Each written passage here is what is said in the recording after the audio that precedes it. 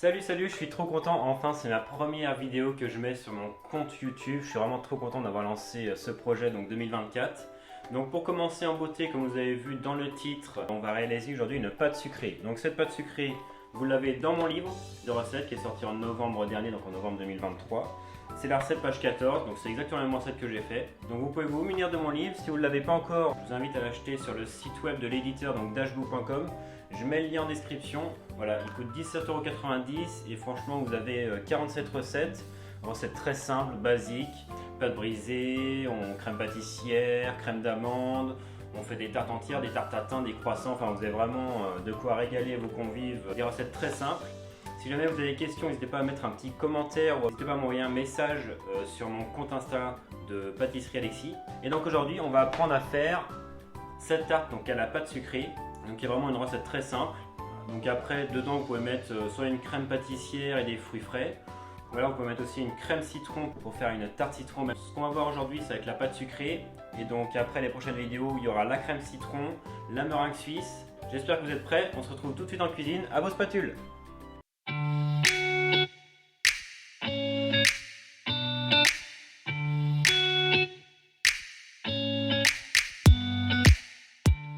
Donc pour cette recette, nous aurons besoin de 200 g de farine, un œuf, 37 g d'amandes poudre, 57 g de sucre, 1 g de sel et 150 g de beurre.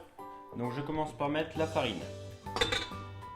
Ensuite je vais mettre donc tous les ingrédients secs, le sucre et le sel, la poudre d'amande.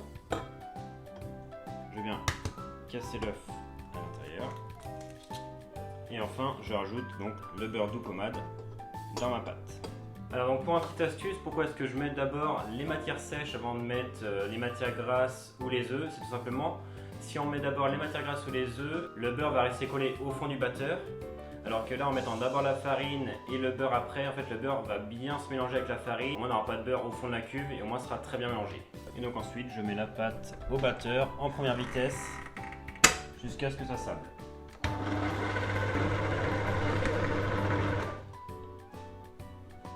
Donc une fois le mélange sablé comme ceci, on va finir la pâte à la main.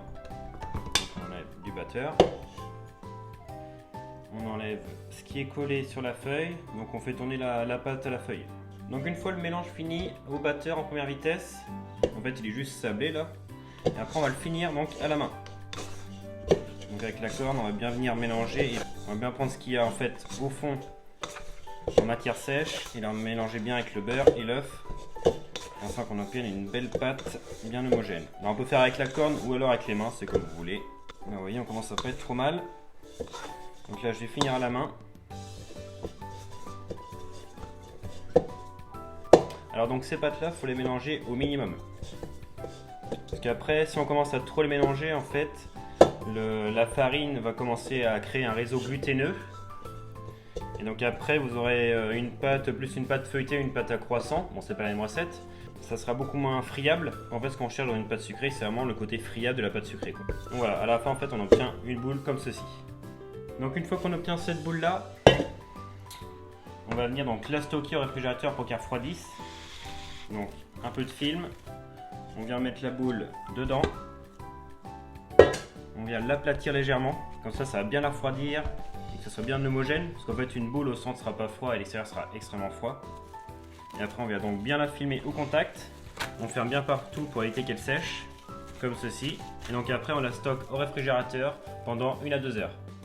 Alors donc une fois que la pâte a bien reposé au réfrigérateur pendant 1 à 2 heures, on enlève du film alimentaire. Donc au préalable, j'ai pris un cercle où j'ai mis un petit peu de beurre sur les bords pour bien que la pâte adhère. Ensuite c'est très simple, on va mettre un peu de farine. On va taper légèrement dessus comme ça pour faire en fait ramollir la pâte. Et après on vient étaler et on pense bien à faire un quart de tour pour vraiment avoir une pâte la plus homogène possible et avoir bien l'épaisseur partout. N'hésitez pas à rajouter un petit peu de farine pour éviter que ça colle à votre plan de travail et aussi à éviter que ça colle à votre rouleau. Donc on va essayer d'avoir une bonne épaisseur. Je dirais 2 mm, c'est une bonne épaisseur. Et surtout que ce soit le plus homogène possible. Donc vous voyez, elle se casse vraiment pas. Alors si elle se casse un peu, c'est qu'elle est un peu trop froide, mais là elle est vraiment parfaite. Et après donc on va du coup la mettre en cercle.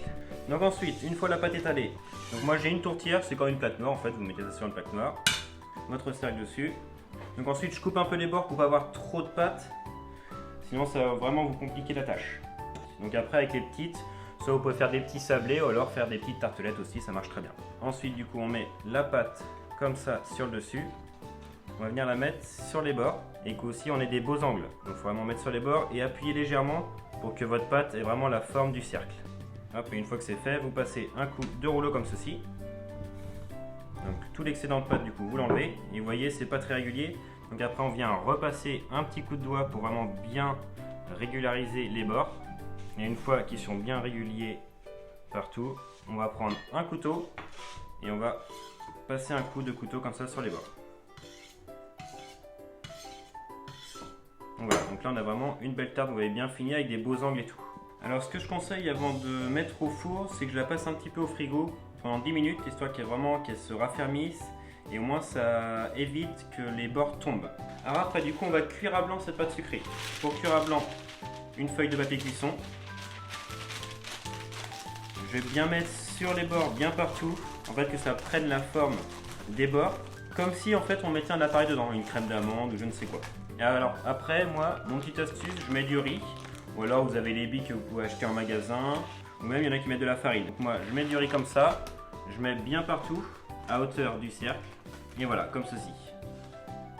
Après du coup on envoie ça en cuisson à 180 degrés, on se retrouve après la cuisson. Donc on se retrouve pour la fin de cette vidéo. Donc j'ai cuit pendant un quart d'heure ma pâte sucrée à blanc, donc avec le riz dedans.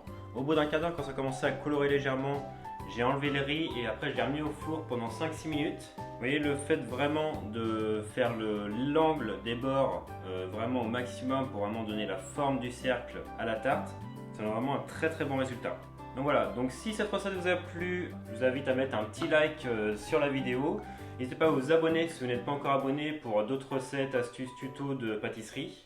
Je vous invite aussi à aller voir mon compte Instagram Pâtisserie Alexis. Et donc après cette première vidéo sur ma chaîne YouTube, donc de la pâte sucrée, pour la toute prochaine vidéo, donc ça sera la crème citron qu'on viendra ensuite pocher dans cette pâte sucrée pour réaliser une tarte citron meringuée. Donc après il y aura aussi une recette de meringue suisse. Donc on se retrouve dans 2 semaines.